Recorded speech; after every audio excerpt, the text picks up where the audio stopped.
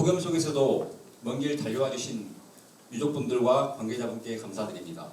보훈의 민간인 집단 희생과 인권 평화라는 주제로 강연이 있겠습니다. 오늘 강연해 주실 분은 전 진실화해위원회 조사관이셨고 현재 재단법인 고향 금정굴 연구소장님이신 신기철 님입니다.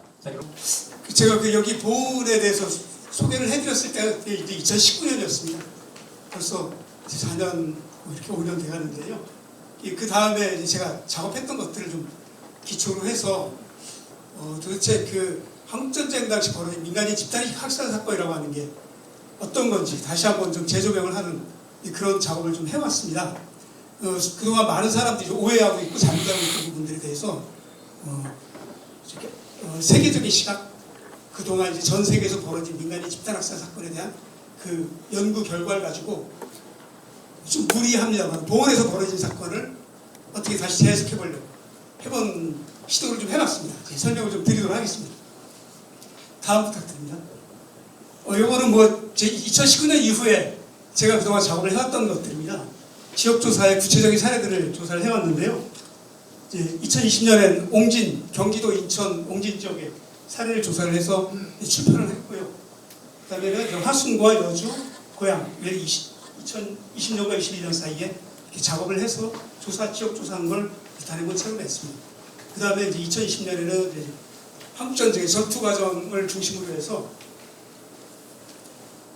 실제 대부분의 한국전쟁에 벌어진 전투라고 하는 것이 군인들 간의 전쟁이 아니라 전투가 아니라 민간인 학살 의심된다라는 것들을 전국에 걸쳐서 조사한 것들을 단행본 책으로 그래서 이제 이 오른쪽에 왼쪽에 있는 거는 이제 올해 초에 전남 무안 지역의 군지의 한국전쟁 사전 한국전쟁과 민간인 학살 부분에 대한 원고를 제가 담당해서 정리했고요.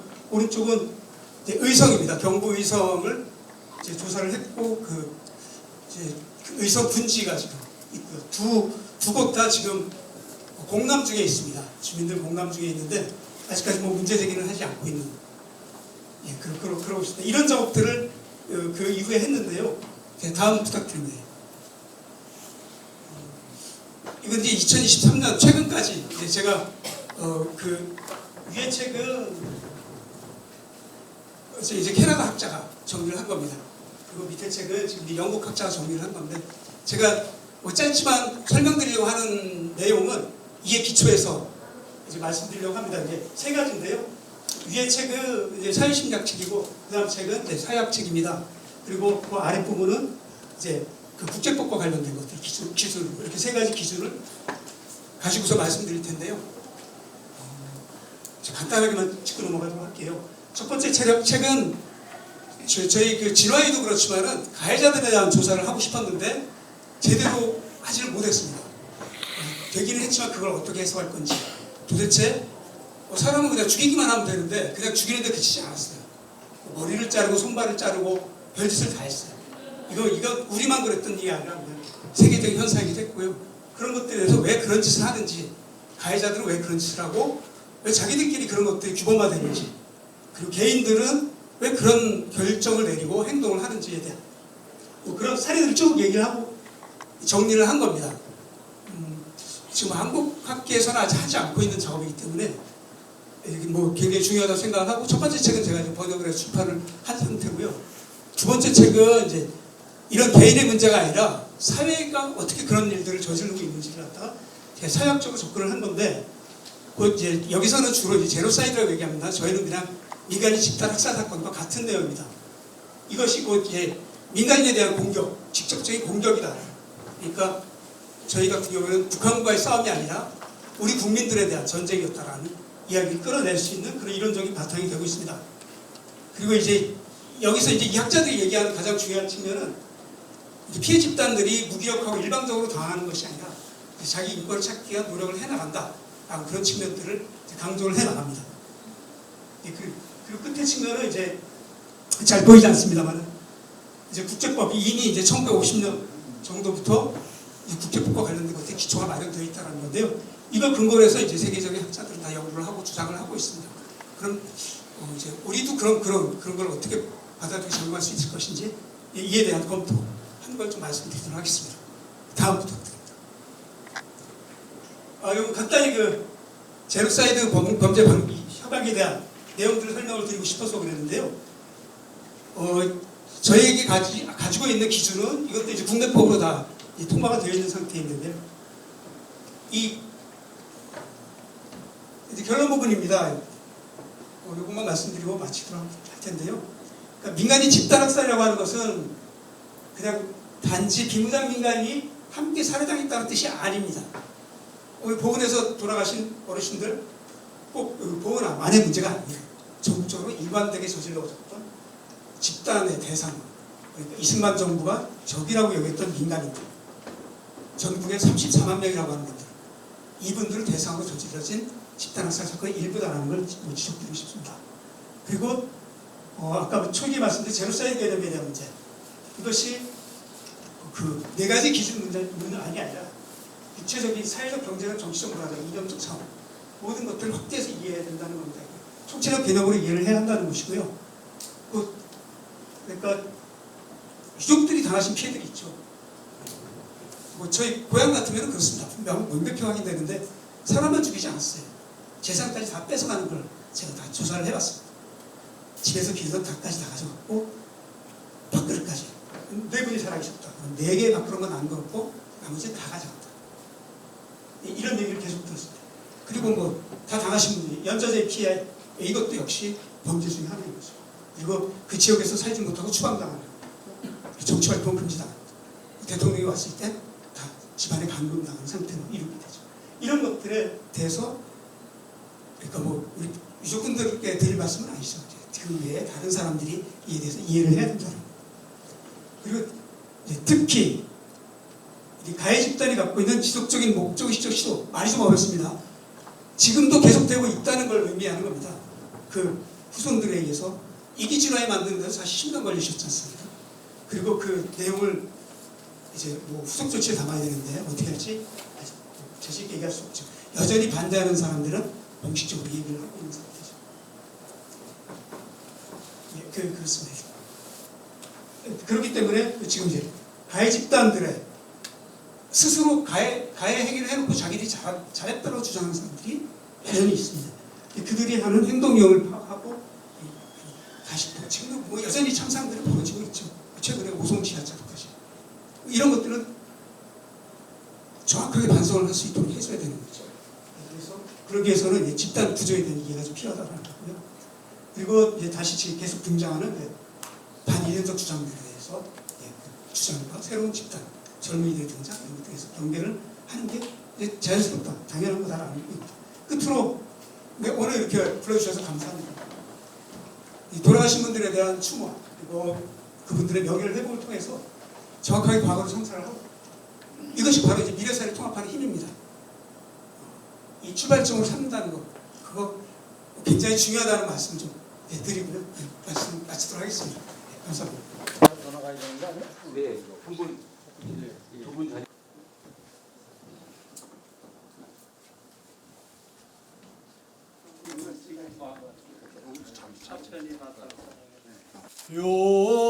요새차 개묘 7월 31일 한국전쟁 전후 민간인 희생자 보훈유족 대한민국의 합법적인 관변단체였던 국민보도연맹원이 국가의 공권 20, 30대의 꽃다운 나이에 사랑하는 부모님과 처자식을 이승에 남겨둔 채 총살을 당하신 보훈지역 보도연맹 희생자 200여 명 중 신원이 밝혀지신 원도 많고 한도 많으신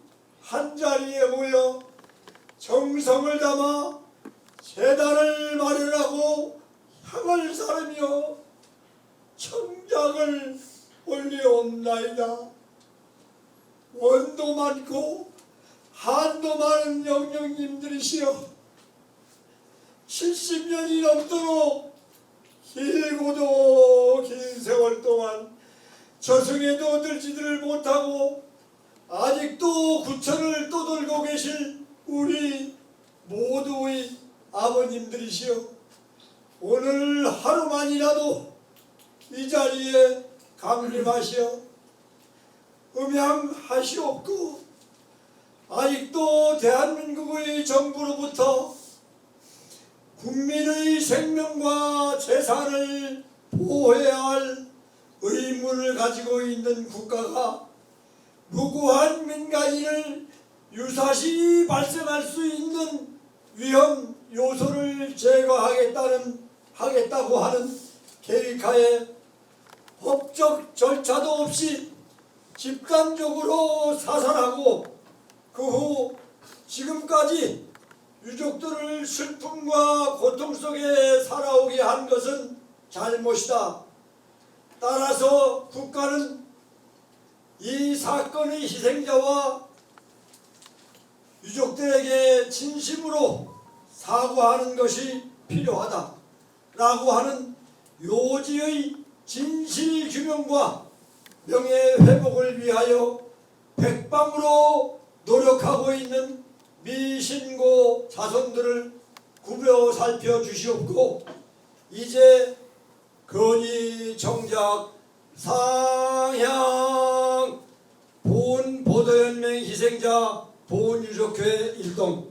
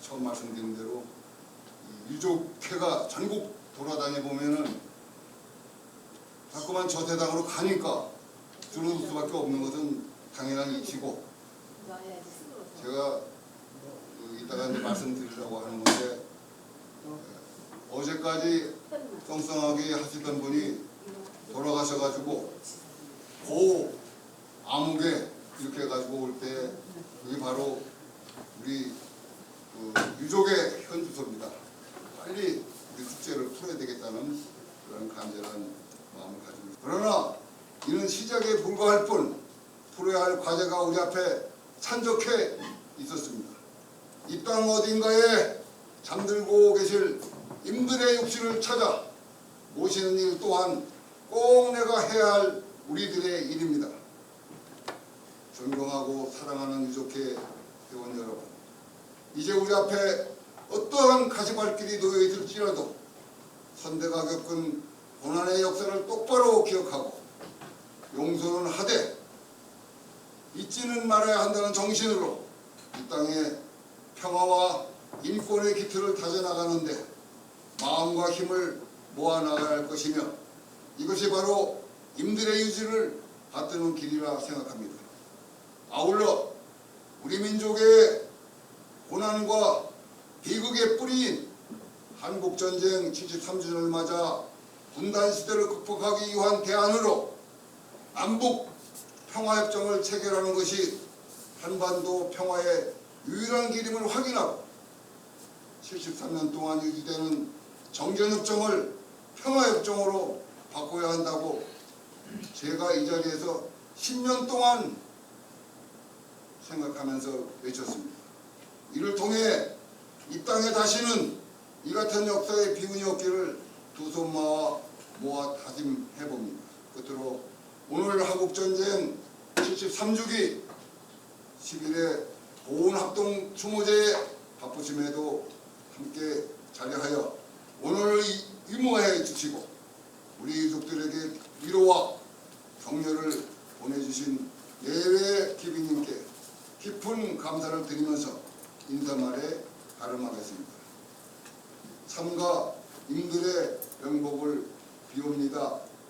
끝으로 한 보름 전에 작년에도 2019년도에도 이 자리에 오셔가지고 했던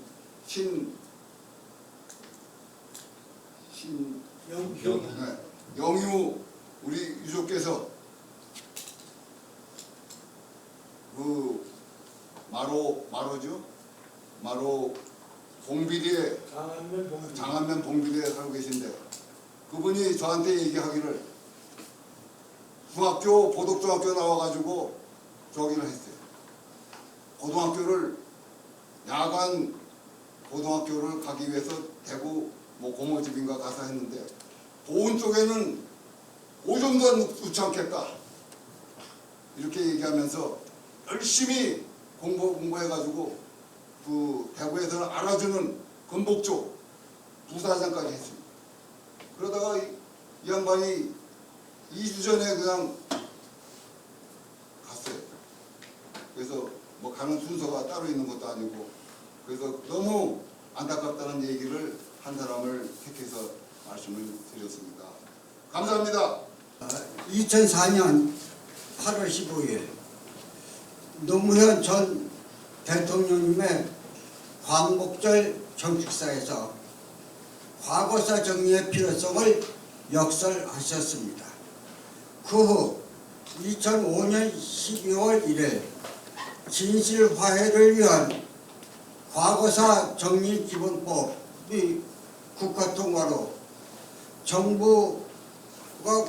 정부에서 공포되고 진실화해를 위한 과거사 정리위원회가 출범하여 보훈에서는 2006년 3월 9일부터 10월 19일까지 박연영의 21명이 진실규명을 신청하였습니다. 보훈군 보도연맹 사건으로 분류된 신청 건수는 20건에 진실규명 대상자는 26명이었습니다. 2008년 3월부터 2009년 6월까지 진실화해위원회 조사관의 신청인 및 참고인 또 자료조사와 현장조사를 실시하여 진실규명 대상자 26명이 2009년 11월 3일 충북 보도연맹 사건 진실규명 결정서를 진실화해위원회에서 발표하여 진실이 규명되었습니다. 보훈에서는 2010년 1월 15일 보훈 보도연맹 사건 희생자 보훈 유족회가 결성되고 2010년 5월 27일 제1회 보훈 보도연맹 사건 희생자 합동유령례를 시작으로 2014년 1월 23일 정상혁 보훈군수님 참석하에 제5회 정기총회를 개최하고 2014년 7월 15일 제5회 보훈 보도연맹 사건 희생자 합동 추모제로 이름을 바꾸고 봉행하다가 2020년부터 코로나19로 추모제 봉행을 못하다가 2003년 제1회 11회 한국전쟁 민간희생자 보훈합동 추모제를 2023년 8월 31일 오늘 네 귀빈을 모시고 봉행하게 되었습니다. 2011년 6월 30일 울산 보도연맹 사건 대법원 상고심 판결이 난 후 2012년 4월 13일 울산 보도연맹 사건 고등법원 최종 판결이 났습니다. 보훈에서도 2011년 10월 11일 민변 심재환 변호사님 참석하여 보훈 집단 소송 설명회를 개최하여 소송 준비를 하여 2013년 4월 23일 1심에서 승소하고 2014년 7월 9일 고등법원 항소심 결審공판에서 승소하였으며 마침내 2015년 7월 9일 대법원 선고 재판에서 전원 최종 승소 판결을 받았습니다. 기타 자세한 사항은 유인물을 참조하여 주시기 바랍니다. 이상으로 본 유족회 활동 경로를 보고 말씀드렸습니다. 최재형 교수님을 대신해서 제가 총선을 대독하도록 하겠습니다. 존경하는 한국전쟁민간인 희생자 유가족 여러분, 그리고 뜻깊은 자리를 함께해 주신 추모객 여러분, 오늘 우리는 한국전쟁 민간희생자 보훈 합동추모제를 맞아 한국전쟁 당시 보훈에서 희생당하신 영령들의 억울함을 위로하고 유족의안을 풀어주고자 이 자리에 모였습니다. 전쟁의 참화 속에 억울하게 운명을 달리하신 영령님들께 머리 숙여 깊은 애도를 표합니다. 한국전쟁은 우리 민족이 서로를 향해 촛불이를 겨누었던 동족 상잔의 비극입니다. 전쟁의 유명하에 수많은 민간인이 영문도 모른 채 희생당하셨습니다. 유가족분들은 한평생 슬픔을 사귀며 가슴 깊이 가족을 묻고 진실도 묻은 채 살아가야 했습니다. 현재도 전 세계에서 한반도의 평화와 화합을 기대하고 있지만 여전히 대한민국은 유일한 분단 국가이며 전쟁의 아픔과 상처는 완전히 아물지 못하고 있습니다. 오늘로 11번째를 맞는 한국전쟁 민간희생자 보훈 합동추모제는 보도연맹 사건과 중국 지역 분정에 의한 민간희생 사건으로 보훈에서 억울한 희생을 당하신 영웅들을 위로하고 유족들의 마음을 풀어주는 기회로 마련되었습니다. 비록 오랜 시간이 흘렀지만 이번 합동추모제를 통해 우리 모두의 불행과 고통의 아픈 과거를 이겨내 화합과 상생, 호연과 희망의 미래로 나아가야 합니다. 우리는 미래의 모든 세대들이 이전의 전쟁과 그들의 아픔을 해소하고 다시는 이러한 역사가 되풀이하지 않도록 간절히 소망합니다. 끝으로 어려운 상황에서도 평안의 세월을 건디며 이번 추모제를 준비해 주신 박용현 선생님과 유족회원 여러분께 진심으로 감사와 위로의 말씀을 드립니다. 다시 한번 한국 전쟁 중 희생되신 민간인 희생자 여러분께 삼가 애도를 표하며 경면하시길 기원드립니다. 보훈군수 최재형. 존경하는 한국전쟁 민간인 희생자 유가족 여러분, 그리고 자리를 함께해 주신 관계자 여러분, 오늘 제11회 한국전쟁 민간인 희생자 보훈 합동추모제를 갖게 된 것을 매우 뜻깊게 생각합니다. 무고하게 희생되신 분들의 영전에 머리 숙여 애도의 뜻을 표하며 삼가 고인의 명복을 빕니다. 또한 사랑하는 가족을 잃은 슬픔을 가슴에 안고 살아오신 유가족 여러분께도 깊은 위로의 말씀을 드리겠습니다. 존경하는 유가족과 국민 여러분, 우리는 분단과 냉전이 불러온 불행한 역사 속에서 희생당한 분들의 넋을 위로하기 위하여 이 자리에 함께 모였습니다. 무고하게 민간인이 희생당한 참담한 사건을 돌이켜보면서 우리는 비록 국가의 존립 자체가 위협받는 비상상황이라 할지라도 국민의 생명이 경시되는 일은 되풀이되지 말아야 할 것임을 깨달았습니다. 오늘 자리에 참석하신 유가족 여러분은 73년 전의 아버지, 어머니, 형제, 자매를 가슴에 품고 살아오셨습니다. 오늘의 추모제를 통하여 유가족 여러분들이 아픈 기억을 짓고 조금이나마 마음 편히 살아가시기를 기원하며 오늘의 합동 추모제가 갈등과 대결의 불행했던 과거를 넘어 평화와 화해의 희망찬 미래로 가는 디딤돌이 되었으면 하는 바람을 가져봅니다. 아울러 오늘 우리가 되새기는 과거의 사건을 교훈삼아 이 땅에서 다시는 이 같은 참상이 되풀이되지 않게 우리 모두 노력할 것을 다짐하며 추모사에 발언하고자 합니다. 다시 한번 희생되신 영령들의 돛을 기리며 유가족 여러분과 이 자리에 참석해 주신 여러분 모두 건강과 행복을 기원드리겠습니다. 감사합니다.